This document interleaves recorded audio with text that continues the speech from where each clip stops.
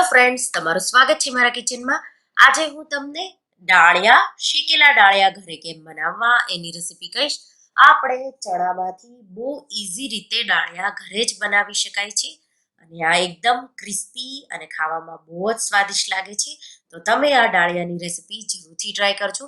જો તમને મારી રેસીપી ગમે તો તમે મારા વિડીયોને લાઈક કરજો, શેર કરજો અને મારા ચેનલને સબસ્ક્રાઇબ કરજો. અને આવી જ નવી રેસીપી માટે તમે બેલ આઇકન બટનને પ્રેસ કરજો. તો આ જેવા માર્કેટમાં બહાર મળે છે મોળા ડાળિયા એવા બનશે. તો એના માટે અહીંયા આપણને બે જ ઇન્ગ્રેડિયન્ટની જરૂર પડશે. તો ચણા અને મીઠું, સોલ્ટ. તો ચણા સારી ક્વોલિટીના મોટા હોય એવા લેવાના અને અહીંયા મેં 1.5 કપ મીઠું લીધું છે. મીઠું મેં પહેલા પણ વાપરેલું છે, તો આ મીઠું તમે વારંવાર વાપરી શકો છો. અને ચણા તમે જોઈ શકો છો મોટા સારી ક્વોલિટીના લ્યો તો તમારા ડાળિયા છે એકદમ સારા બનશે. આ ડાળિયા તમે અલગ અલગ ફ્લેવરમાં પણ બનાવી શકો છો. તો આજે હું તમને એકદમ સિમ્પલ ડાળિયા કેવી રીતે બનાવવા એ કહીશ. તો એના માટે મેં કડાઈમાં મીઠું નાખી દીધું, તો 1.5 કપ જેટલું છે અને આપણે એને હાઈ ફ્લેમ પર ગરમ કરશું.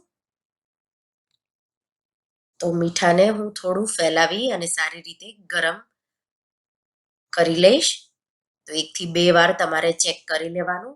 જો એમાં ગરમ વરાળ નીકળે તો મીઠું ગરમ થઈ ગયું છે. જો મીઠું સરખું ગરમ હશે તો જ તમારા ડાળિયા સારા બનશે, નહીં તો બળી જાય છે. એટલે પહેલા મીઠું તમારે સારી રીતે ગરમ થઈ જાય પછી જ ચણા નાખવાના. તો મીઠું હવે ગરમ થઈ ગયું છે.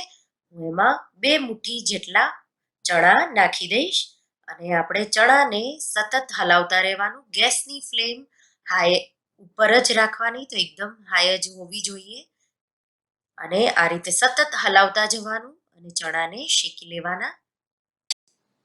તો હું સતત હલાવી રહી છું અને તમે જોઈ શકો છો ચણા હવે ખુલી ગયા છે. તો આ રીતે તમારે ચણાને કાઢી લેવાના. ગેસની ફ્લેમ તરત જ સ્લો કરી દેવાની, નહીં તો ચણા છે એ તરત જ બળી જશે. તો તમે જોઈ શકો છો એકદમ પરફેક્ટ બન્યા છે. અને હવે હું પાછી ગેસની ફ્લેમ હાઈ કરી દઈશ અને બીજા ચણા નાખીશ.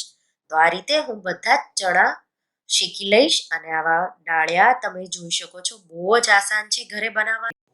તમે અલગ અલગ ફ્લેવરના અલગ અલગ ડાળિયા ઘરે જ બનાવી શકો છો અને એને એકવાર બનાવી મહિના સુધી સ્ટોર કરી શકો છો.